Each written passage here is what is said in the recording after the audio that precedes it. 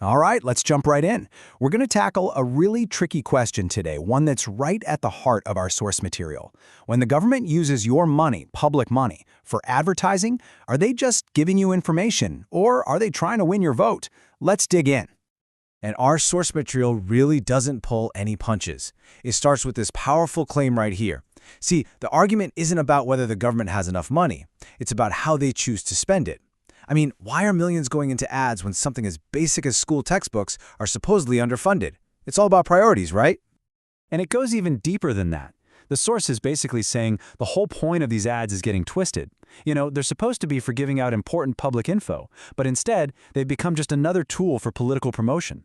I mean, think about it. That's your tax money being used like a campaign fund. Okay, so let's break this down. What's the real issue here? According to the source material, it all comes down to a major fundamental conflict of interest. So here's the central accusation, laid out plain and simple. Money that should be used for, genuinely helpful stuff, like telling you about a new health program or maybe changes to bus routes. That money is instead, allegedly, being funneled into making politicians look good and hyping up their party's achievements. So to get a real sense of how big this problem might be, you've got to do one thing: follow the money. And that's exactly what the source material does. It tries to put a number on it and see where those funds are actually ending up. Right. So the first and most obvious question you'd ask is, how much are we talking about here? What's the actual budget we're dealing with? How much taxpayer money is on the line? Well, an RTI request, that's a right to information request, dug up this number.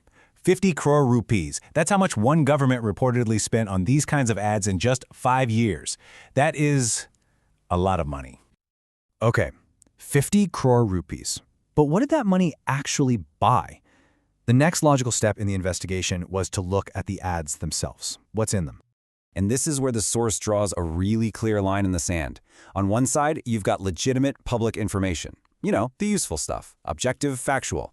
But on the other side is what the source calls political propaganda.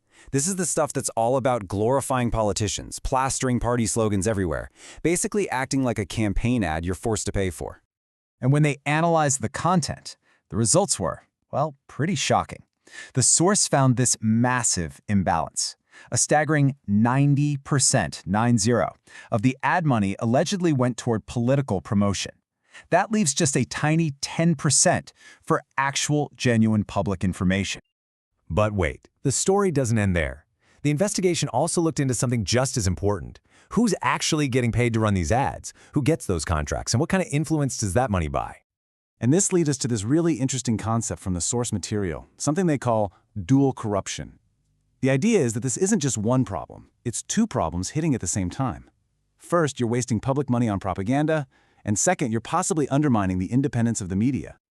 So how does this supposed system even work? Well, the source breaks it down into this kind of three-step cycle. Step 1, public money is used to fund these propaganda-style ads. Step 2, the contracts for those ads are given out to certain, let's say, friendly media houses. And Step 3, that's the unspoken part.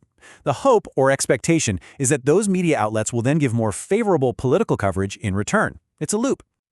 This idea, this theory of using money and influence to shape the news, it's not exactly new. It actually has a famous name, manufacturing consent. It's a concept made famous by Noam Chomsky, and it's all about how powerful interests can put pressure on the media to influence what stories get told, and, just as importantly, what stories don't. Now here's the kicker. This isn't supposed to be some Wild West, unregulated free-for-all. There are actual official rules, laws even, that are designed to stop exactly this kind of thing from happening. I mean, you've got both the Supreme Court and the Press Council of India weighing in with clear guidelines. They say government ads have to be objective. They can't be used to make individual politicians look like heroes. No party symbols, no logos, no slogans. And this is a big one. The contracts have to be handed out transparently, based on how many people a media outlet reaches, not on who you're friends with. So all of this leaves us with a really important question to think about. The next time you see a government ad, on TV, in a newspaper, or on a giant billboard, just take a second and ask yourself, is this ad here to inform me, or is it here to influence me?